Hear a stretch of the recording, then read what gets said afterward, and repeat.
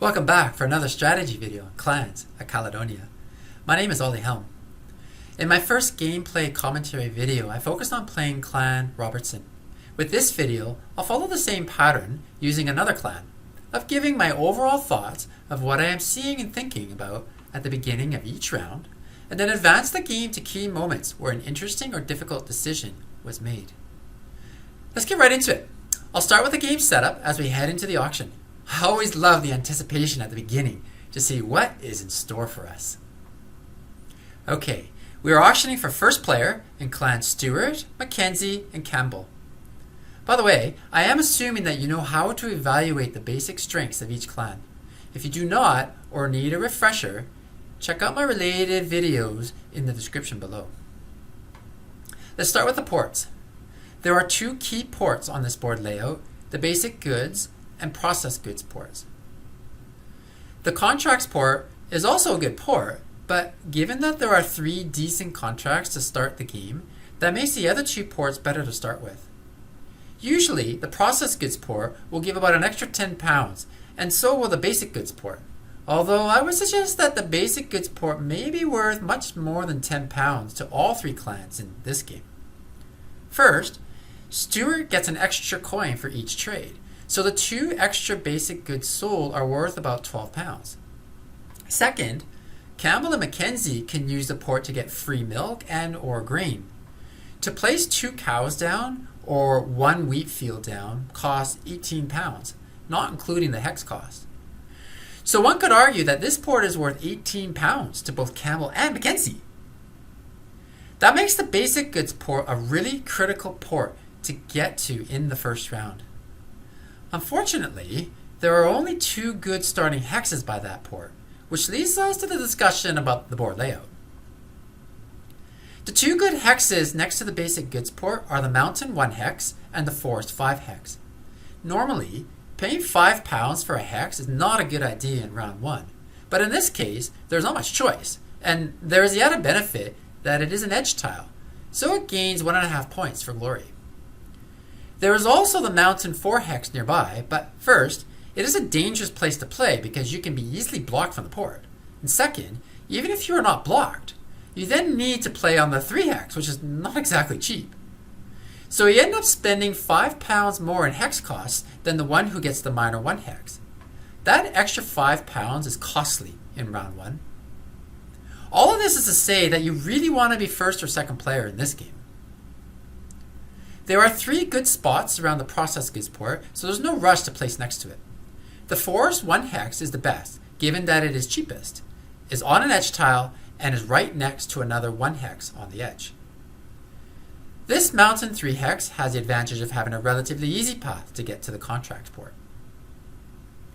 The round 1 glory tile is for placing workers down.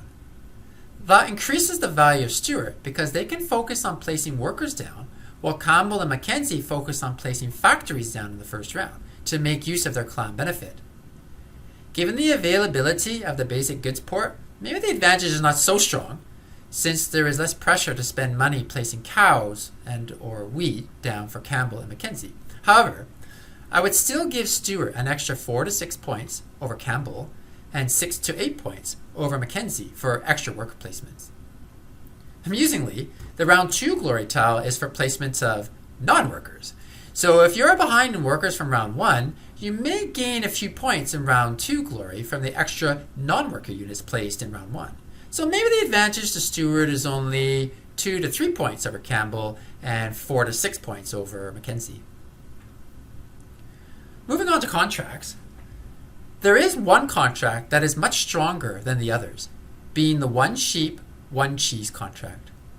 It is the number 1 contract in the game in round 1, while also accounting for the glory tiles. That said, the 1 cow, 1 wool contract and the 2 wool, 1 cheese, 1 whiskey contract are pretty good starting contracts as well, at number 8 and number 21 respectively. For more information on how I value contracts, check out the link to my video on contracts in the description below. Given the processed goods port, completing the 1 sheep, 1 cheese contract is relatively quick and easy, so maybe there is a small benefit to being first player given the available contracts. And now, I need to summarize all these thoughts into an auction bid for our clan. Stuart is clearly the strongest with this board layout, and when the processed goods port is available, Stuart averages 7 points more than when it is not in the game, based on my database of games from top players that I track. In addition, because of the round 1 and 2 glory tiles, I would probably add an extra 3 points to my bid. Campbell is strongest when the switcheroo port is available, but having the basic goods port is pretty good too. MacKenzie is good with the basic goods port, but they will be third player and may miss the port entirely. So I'm bidding strongly for Stuart, maybe even as much as 24, because Campbell should go for a fairly high amount given that few people ever want to play with MacKenzie. Let's see how the auction played out. Stuart went for 22, but not to me. So much for bidding 24. In fact, what happened is that I had completely forgotten about the round 1 glory tile while I was bidding. Then I also let Campbell drop at 11. With Stuart so strong, I needed to have a big point gap, and I figured that I would need more than a 10-point spread. The other thing I have noticed when playing against very strong players is that they have this amazing ability to play much better than expected with seemingly weaker clans. So I do not like giving strong players a big head start. The opposite is true as well then. If I can get a 22-point head start against one of the top players in the game, then I think I have a chance with any clan because they have to play really well to make up that point differential. Let's talk about worker placement. The first 2 players placed their workers as expected. That made for a difficult choice for me as I wanted access to the basic goods port, but it would mean going on the minor 4 hex and risk being blocked. However, it was unlikely that Stuart would forego the 1 sheet, 1 cheese contract just to block me, so I took the chance. I also managed to get the forest 1 hex, which was the best location for the processed goods port. As expected, Campbell and Stuart placed their second workers around the processed goods port. Round 1. With Stuart taking the contract, the way was clear for me to get to the port. Early in the game, I had a very interesting play I could have made that would have possibly caused Stuart some problems. I could play a forester down on the forest 3 hex to box in Stuart, knowing that Stuart would want to run the top of the board given the edge tile glory and the relatively cheap hexes on the way to the central lock. Unfortunately, in blocking Stuart, I would then not be able to reach the processed goods port as I had no shipping and not enough money to play on the 2 hex. If Stuart was boxed in on top, then they could still exit at the bottom for only an extra £4 on the 5 hex. So the loss would have been greater to me than to Stuart, I think. One other dilemma I faced was whether to put a 3rd whiskey down to get to the port. The advantage is that I then don't need shipping to get there, and I get extra income producing the 3rd whiskey. The disadvantage is that I am not placing workers down, so losing glory points, and if I place a 3rd whiskey down, then I will need to buy a grain in the second round, which I do not like to do. As discussed in my basic strategy video, it is generally better to place units down in early rounds than to buy the goods in the market. I placed the whiskey down, which may have been a mistake. At least I will get 1.5 glory for the edge tile.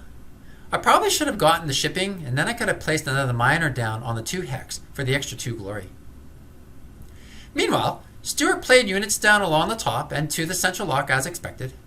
They have a wide open board now with lots of cheap hexes, and they got all 8 workers down to my measly 3 workers. So, simplistically, just like that, 10 out of my 22-point head start has already vanished, and actually even more, because they also completed a contract, which was worth 8 points. So, in one round, Stuart has almost caught up to me, but I have to remember, MacKenzie's advantage mostly kicks in at round 4 and 5, so I will fall behind, but then come back at the end of the game. Hopefully. That's the plan anyways. My round 1 clan benefit was £9 from the 3 whiskey I produced. For Stuart, it was £36, based on starting with 3 extra merchants and 1 shipping, selling 3 extra basic goods, and making 6 separate trades. Campbell had a clan benefit in round 1 of £7 for the placement of 2 cheese dairies. Round 2. The strategy here is very simple. Get to the trading port and place workers down along the way. Whiskey is trading for a minimal £8, which is a disaster, especially since no one is going to be buying any given the lack of whiskey in the contracts. The MacKenzie strategy involves placing whiskey down for the extra income, but also being able to sell it at a premium. Well, fortunately, there is a trading port, so it is really important to get there before needing to sell the whiskey in order to gain an extra £6. It is a difficult task though, as there are 4 units that need to be placed to get there, one of which will need to be expensive wheat. I started with a sheep because I can save £2 compared to a miner, and I will need wool for my contract anyways. I bought the grain early because Stuart could only buy things to take advantage of their merchants, and they had just bought milk, so I was worried that they would push the price of grain up. Moreover, if I waited to place the wheat field until after I sold the whiskey, I would have enough money to get to the trading port. There's not really much else to say about this round. Once again, a £9 clan benefit. Stuart and Campbell didn't get much benefit either, only £4 each. Round 3. Largely more of the same. Just place my last workers down in another wheat field, get some upgrades, and I will have already spent all my money.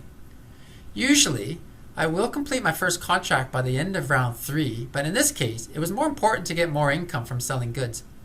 Completing the contract would have earned me £10, but selling the goods would earn me £23. Besides, there were no good contracts for me to take, even if I did complete my contract. One thing I did need to decide on is whether or not I should place units towards the central lock. On the one hand, by going to the lock, I could increase my settlements. But there was really nowhere cheap and interesting to expand to.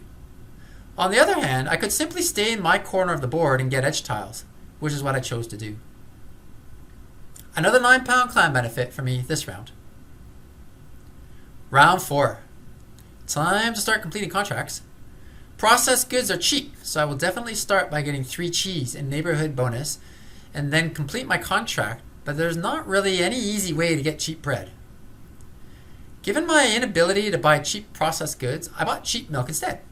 That way, I could place 2 cheese dairies down to be ready for the contract bonus in round 5 when playing the 4th factory down.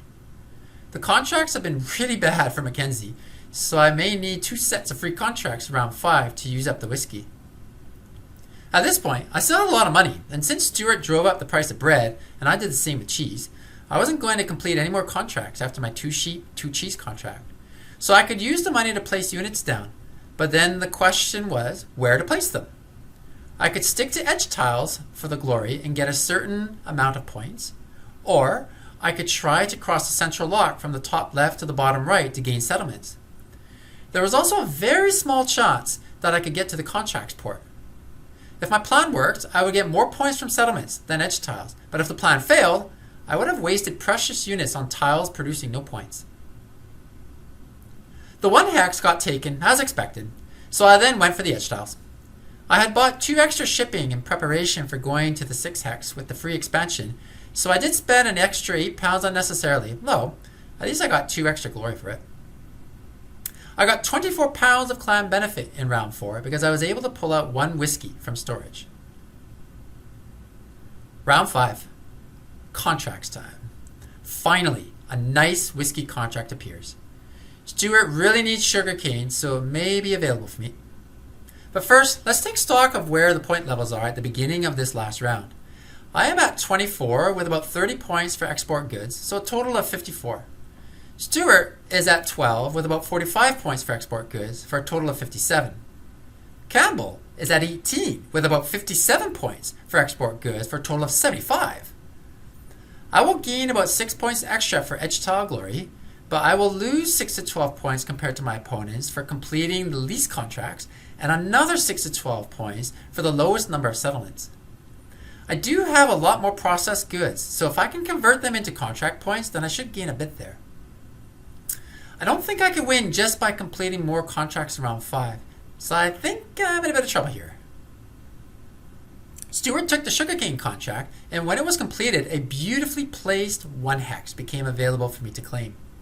That was very lucky, because it gave me the incentive to try crossing the central lock for settlements. If I could connect at the bottom right of the lock, I would have 10 settlements, tied for first with Campbell and Stuart, who would also have 10 by increasing their shipping by 1. I placed a cow to claim the spot and to prepare for a possible 2 cow, 2 cheese contract if it was available at the end of the game. I took the 2 bread 1 cheese contract since I needed cotton and had a very useful free expansion to get across the lock to the 5 hex. With the contract bonus, the 3 tobacco contract was nice because it was just 5 points each, but I had lots of tobacco already and there was more on the board. However, Stewart was going to complete 4 sugarcane and Campbell was going to complete 3 cotton, so cotton was not particularly exciting. Plus, I had whiskey to spend and buying cheese was expensive, so I went with the tobacco contract. This point of the game was the hardest part for me. I needed the 4 hex to have a chance to win the settlements. If I didn't take it, Campbell could place a unit there to block me and win the settlements for themselves. I could also take the 4 tobacco contract, which would get lots of points, provided that Stewart did not take the 2 tobacco contract, which it was possible for them to complete. If we both completed our contracts, my huge number of exported tobacco would be worth only 4 points each instead of 5, so I would lose 13 points. Now, being a turn-based game, I did have the time to work out that if Stewart completed either of the 2 tobacco contracts, they would lose the settlements race. So they could either gain a net 14 points for completing the 4 tobacco contract or a net 18 points for having the most number of settlements because they gained 12 for going from last to first and I would lose 6 from going from first to second. But they couldn't get both. Basically, I could win either way, so I took the 4 hex. That probably sounded really confusing.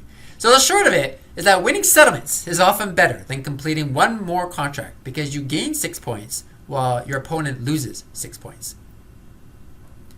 Conveniently, whiskey was now selling for a high price, which meant I had the money to place the extra settlements. In fact, I had enough to even complete 1 more unexpected contract.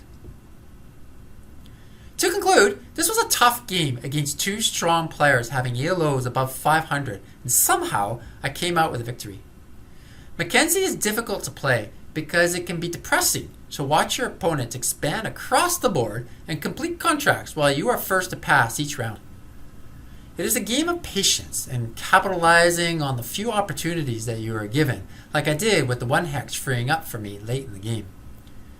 This game also showed how even a so-called bad clan can still win if given a large enough head start from the auction.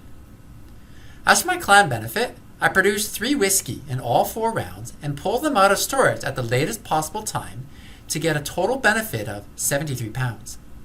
That's it. I hope you found my commentary helpful. Feel free to leave comments below and happy playing!